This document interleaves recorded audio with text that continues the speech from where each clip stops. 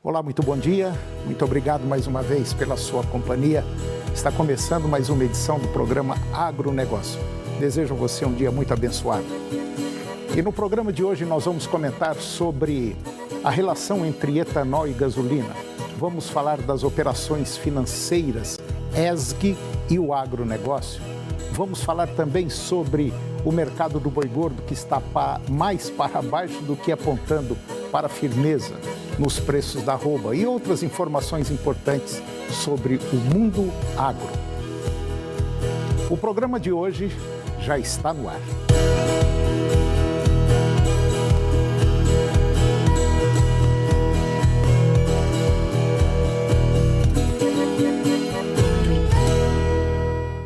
Eu começo o programa de hoje falando sobre o mercado de combustíveis.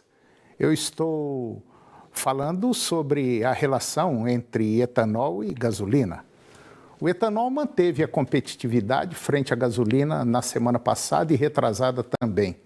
Apenas em 4 estados, Mato Grosso do Sul, Minas Gerais e São Paulo, mostra um levantamento da Agência Nacional de Petróleo, Gás Natural e Biocombustíveis, a ANP, que foi compilado pela AE-Taxas. Os critérios consideram que o etanol de cana ou de milho, por ter menor poder calorífico, tenha um preço limite de 70% do derivado de petróleo nos postos para ser considerado vantajoso. Na semana passada, a paridade ficou em 66,6% em Goiás, 68% em Mato Grosso, 68% em Minas Gerais e 68% em São Paulo. Na média dos postos pesquisados no país, o etanol está com paridade de 68,6% ante a gasolina, voltando a ficar mais competitivo do que a gasolina. Os preços médios do etanol hidratado subiram em 17 estados e no Distrito Federal na semana passada, de acordo com o levantamento da ANP, que foi compilado pela AE-Taxas. O preço caiu em outros estados e em 8 estados. Na comparação mensal, o preço médio do biocombustível no país subiu 5,3% e chegou a R$ 4,69. O estado com maior alta no período foi Piauí, com 13,8% de valorização mensal do etanol para R$ 5,86. E na apuração semanal, a maior alta percentual de preço de 3,58% foi observada em Roraima, com o litro batendo na casa de R$ 6,14. E agora vamos falar sobre os altos preços do transporte marítimo. Os preços praticados no mercado para o transporte marítimo de cargas apresentam tendência de alta que pode superar 20%, a depender da rota e do produto a ser transportado. De acordo com o boletim logístico divulgado pela Companhia Nacional de Abastecimento, a Conab, para os fertilizantes removidos da Europa para o Brasil, a elevação foi em torno de 10%, passando de 46 para 50 dólares por tonelada. Todavia, se a origem dos produtos é o Egito, o aumento passa de 20%, chegando a 12 dólares por tonelada. A subida nos preços do frete marítimo é explicada não só pelo aumento nos valores do barril de petróleo, que impacta no combustível, mas também pela menor quantidade de rotas disponíveis, principalmente na região do Mar Negro. E com isso, existe aí uma maior demanda por outros percursos, além de uma menor disponibilidade de navios. O boletim também destaca uma expectativa de maior pressão na demanda por frete no país, principalmente agora no segundo semestre, período em que o volume de embarques dos produtos para exportação é muito maior. E como já se esperava, o volume recorde de exportação de milho para a safra atual, de acordo com o último levantamento da safra da Conab, de 35 milhões de toneladas, um novo incremento pode ocasionar demanda ainda maior por frete, bem como maior movimentação nos portos nacionais, inclusive nos portos do Arco Norte, visto que boa parte do volume exportado tende a ter origem no Mato Grosso. E agora vamos comentar sobre o mercado de fertilizantes. As importações brasileiras de fertilizantes acumuladas de janeiro e fevereiro foram de 5,3 milhões de toneladas, um pouco abaixo do acumulado do ano anterior, janeiro-fevereiro de 2021, quando foram importadas 5,7 milhões de toneladas dos produtos. Os dados constam no boletim logístico da Conab. Um possível fator de influência para uma importação nessa ordem pode ter sido o cenário de incertezas em relação ao abastecimento de fertilizantes no principal fornecedor, que é a Rússia. E dentro deste contexto, no intuito de atender uma demanda de adubo para a cobertura do milho segunda safra e também do algodão, sobretudo no caso de produtores que não conseguiram adquirir de forma antecipada o insumo, houve essa boa movimentação no mercado de fertilizantes para o período em questão, tanto que o valor médio dos fertilizantes importados em fevereiro deste ano foi de 553 dólares por tonelada, ou seja, 57 dólares por tonelada a mais que a média de janeiro. Do total das importações brasileiras de fertilizantes acumuladas até o momento, cerca de 29% adentraram pelos portos da região do Arco Norte e 30% pelo porto de Paranaguá, corroborando com o descrito anteriormente, visto que o Arco Norte atende boa parte do Mato Grosso, enquanto Paranaguá atende o estado do Paraná, os dois maiores produtores de milho de segunda safra do país. E agora você vai ver que dos custos de produção da safra de milho, o custo agora dessa safra de 2022, principalmente lá no Mato Grosso do Sul, milho lá no Mato Grosso do Sul, apresentou uma nova alta no mês de março, alcançando a marca de R$ 8.220 de investimento para cada hectare plantado pelo agricultor sul-mato-grossense. E de acordo com a análise do Departamento de Economia da AproSoja Mato Grosso do Sul, que é a Associação dos Produtores de Soja e Milho lá daquele estado, houve uma alta de aproximadamente 150% quando comparado com o preço da safra passada, 2020 e 2021. Essa elevação dos custos fica clara quando acompanhamos a comparação com os custos anteriores. Em setembro de 2021, o preço estava acima de R$ 6.000 por hectare, valor 92,7% maior, quando considerando a safra 2021, onde tínhamos um custo médio de R$ 3.500 por hectare. Só nos últimos 6 meses, entre setembro de 2021 e março de 2022, a alta foi de 28,8%. E agora vamos comentar sobre o potencial ambiental brasileiro. O Brasil possui 850 milhões de hectares de extensão. Deste território, cerca de 500 milhões estão cobertos por florestas, ou seja, quase 60% do total.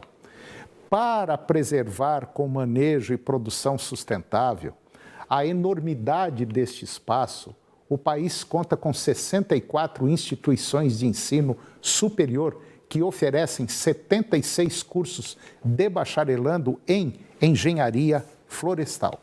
Entre outras atividades, este profissional é o responsável pela integração lavoura, pecuária e floresta, uma modalidade de produção que vem ganhando espaço no país.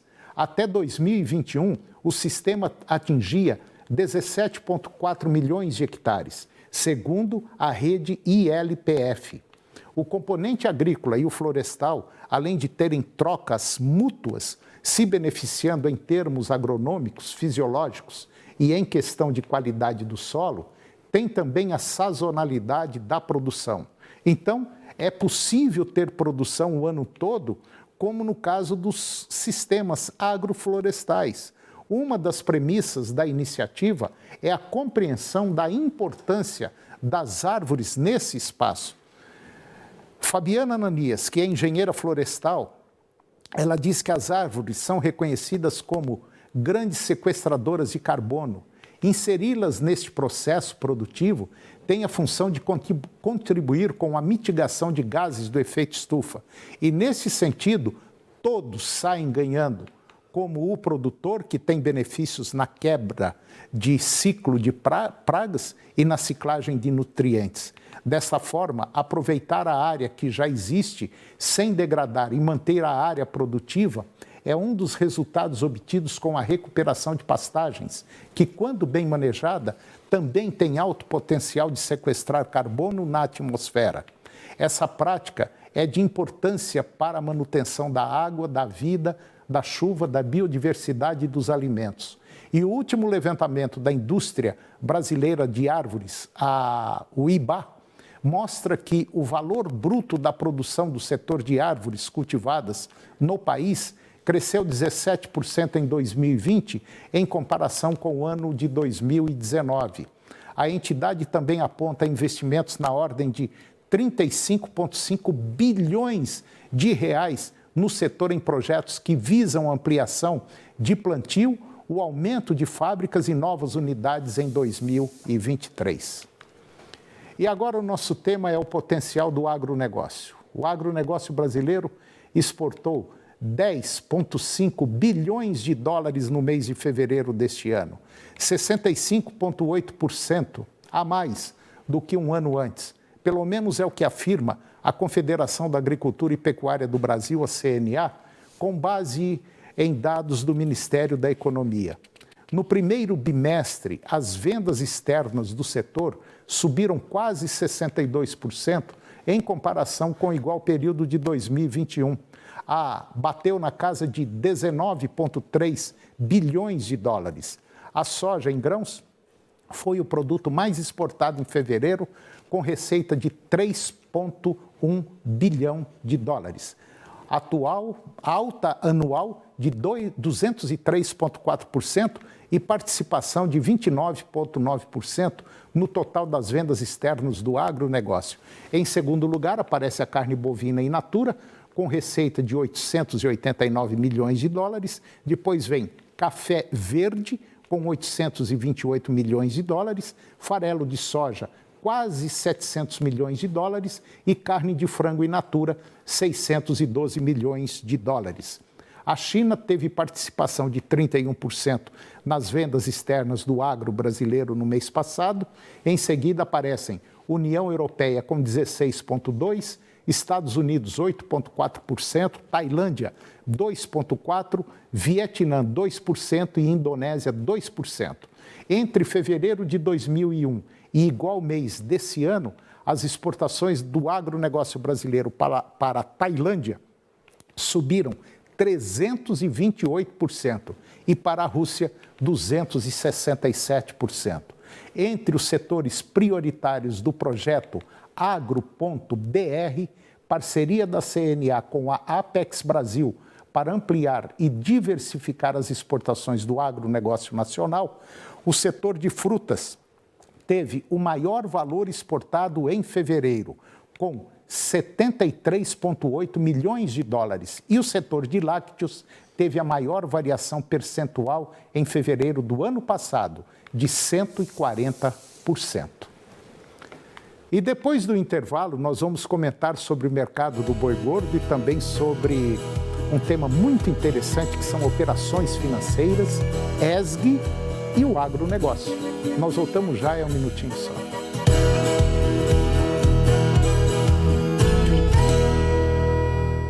Ficou muito mais fácil ter acesso à marca líder do Brasil em lubrificantes. A Petroforte cresceu e agora é distribuidora exclusiva Lubrax. Em Goiás, no Distrito Federal e Tocantins. É a alta qualidade da Lubrax junto com toda a experiência da Petroforte. Afinal, são 15 anos correndo atrás para você sair sempre na frente. Petroforte, a força que acelera o Brasil. E se o melhor para o seu agronegócio também for o melhor para todo mundo? Existe alternativa. Com a nossa parceria, seu agronegócio cresce e faz toda a sua região crescer junto. Somos a alternativa que oferece soluções financeiras ideais para o seu agronegócio, taxas justas e atendimento próximo em todos os canais. Escolha o Sicredi, onde seu agronegócio rende um mundo melhor. Nossa força é a força que está transformando Goiás. Na saúde, 6 policlínicas já foram entregues e a ampliação do Hospital de Águas Lindas está a todo vapor. Tem força para quem mais precisa, com o programa Pra Ter Onde Morar, que já ajudou mais de 10 mil goianos. E com o Probem, 12 mil estudantes conquistaram a tão sonhada vaga na faculdade. Diz aí, Lucas. Com oportunidade dessa, a gente agarra e só solta o diploma. Governo de Goiás. Conte com essa força.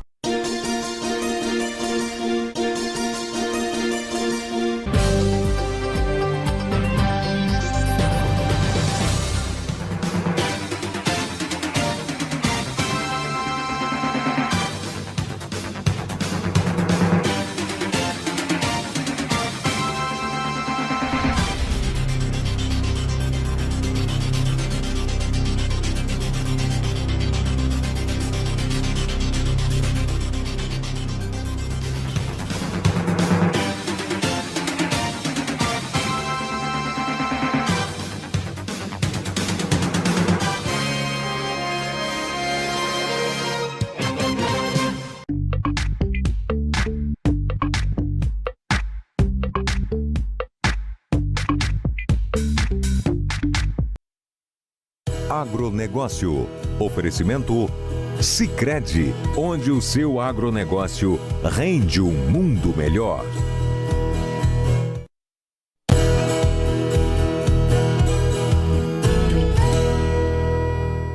Eu estou de volta ao programa e agora nós vamos falar sobre o Banco do Brasil. Agora tem uma dica boa para todos os produtores rurais de Rio Verde e toda a região de Goiás. Você sabe, no campo, tudo tem seu tempo.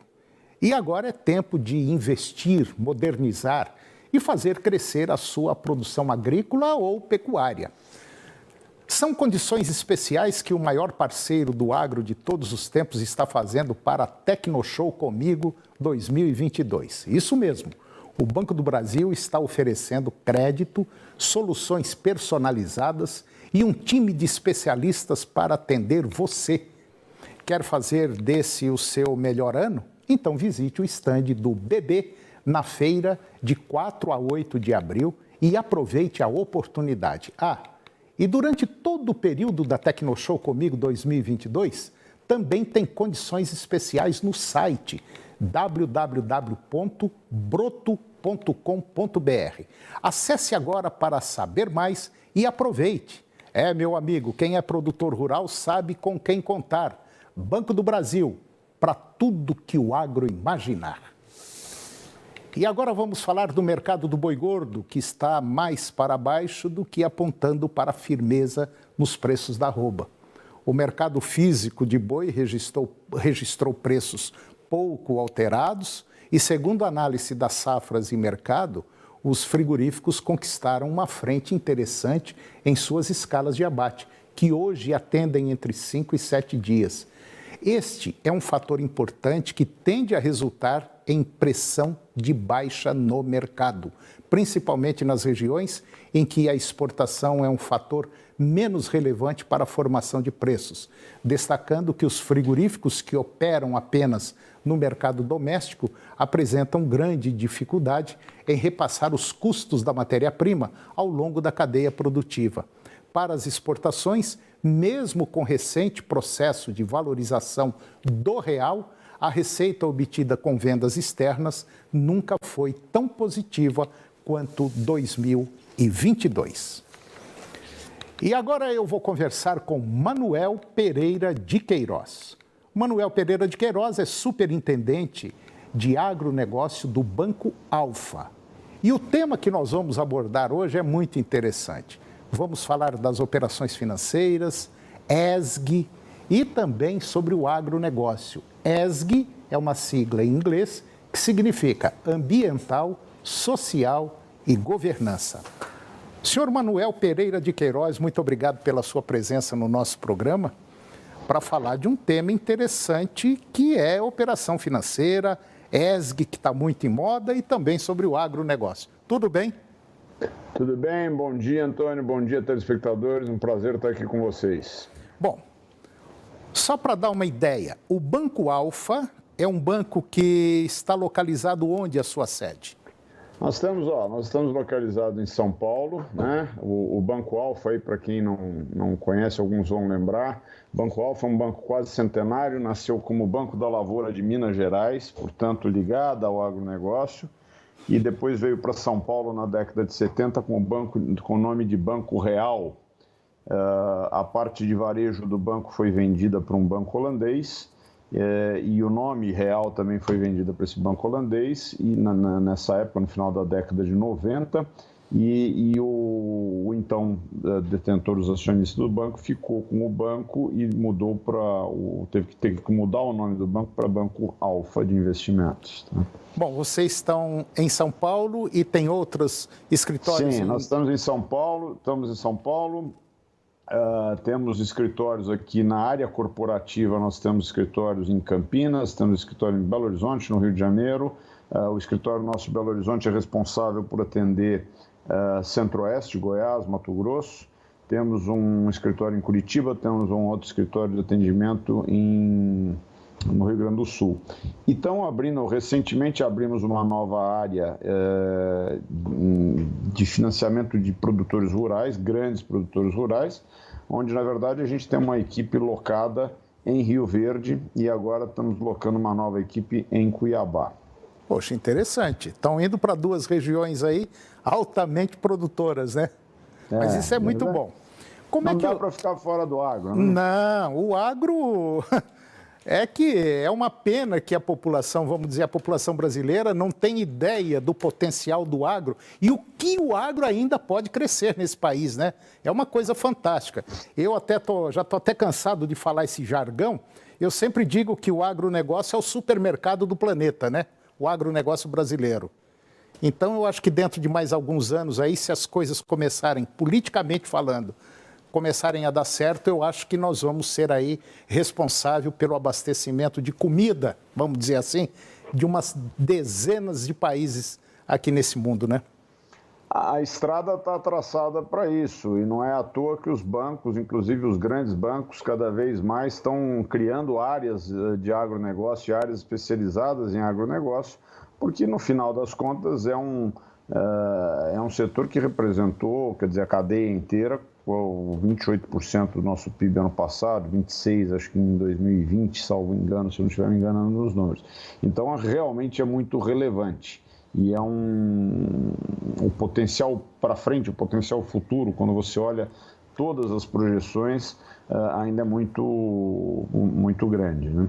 Bom, o Banco Alfa, então, tem a sua linha, uma linha, vamos dizer, especial, voltada exclusivamente para o agro. Nós somos um banco de investimento, tá? A gente só atende empresas com faturamento relativamente elevado. Temos essa área para atendimento de pessoa física, porque a gente entende que são empreendedores, claro, mas também como grandes empreendedores rurais. Mas a gente tem, dentro da cadeia do agro, a gente criou essa superintendência. Por quê? Porque o agro tem que ser olhado de uma maneira diversa de uma empresa de varejo ou de uma empresa de uma indústria de manufatura, por exemplo. Quer dizer, no agronegócio a gente acaba mexendo e trabalhando com alguns riscos que você não tem nesses outros setores. A gente tem risco climático, a gente tem risco biológico, a gente tem um risco de volatilidade e variação de preço das commodities, das commodities e do câmbio, que é muito violento, né? A gente tem risco sanitário, inclusive, risco... né? Então, precisa entender muito bem do agro para estar no agro, para você emprestar dinheiro para o agronegócio e investir dinheiro no agronegócio de forma sustentável e de forma saudável. E agora nós temos também o ESG, né? Ambiental, Social e Governança, que também vem aí aliado, e eu não diria que isso é um entrave, não é nada disso, mas é uma vírgula, né? É um apêndice no agro que, principalmente o mercado externo, está olhando muito isso aí, né? A gente tem, isso é bom a gente conversar, isso é uma tendência, né? A gente tem visto no mercado grandes empresas do setor, aí você pega aí nomes como Maggi, Caramuru, todas elas muito preocupadas, e os bancos também, né? Quer dizer, tudo bem, a gente sabe que existe uma certa, por parte de alguns países, um certo uso, vamos dizer, do socioambiental e do ambiental principalmente, para tentar colocar uma espécie de barreira não tarifária nos produtos, mas isso é só um uso. Quer dizer, o fato é que a sociedade ao redor do mundo, e em particular nos países mais desenvolvidos, ela quer um desenvolvimento sustentável, né? Quer dizer, mudou a cabeça das pessoas e a cabeça, inclusive, das empresas. As empresas estão tomando atitudes e elas vão... Normalmente as empresas querem, visam lucro e visam seus clientes. Quer dizer, os clientes são também eleitores e são cidadãos. E esse cidadão e esse eleitor não querem mais empresas poluentes, não querem mais empresas que não se comprometam com a sustentabilidade social e ambiental do negócio. E dentro desse pacote todo, é absolutamente necessário que você tenha governança. Tá?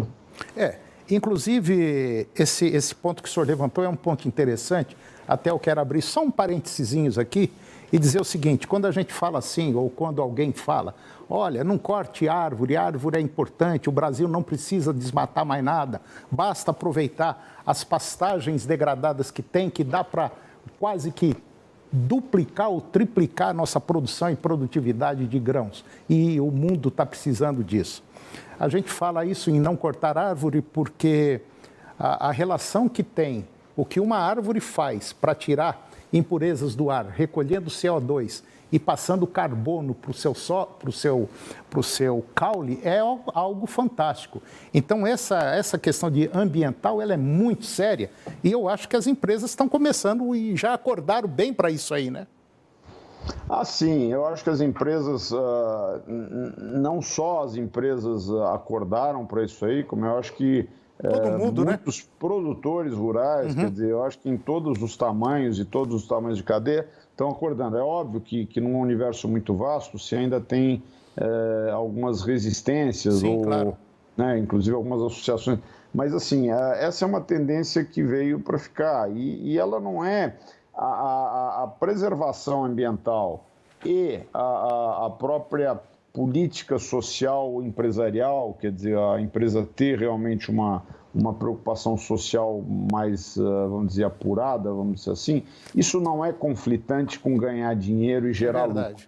Pelo contrário, nos dias de hoje você precisa fazer isso para gerar lucro. É verdade. Hoje eu ouvi uma frase muito bacana, quer dizer, me foi falada num evento que eu tive ontem, e ele falou o seguinte: olha, acho que foi a ex-ministra de Agricultura nossa que falou o seguinte: olha, desmatar é destruir PIB hoje.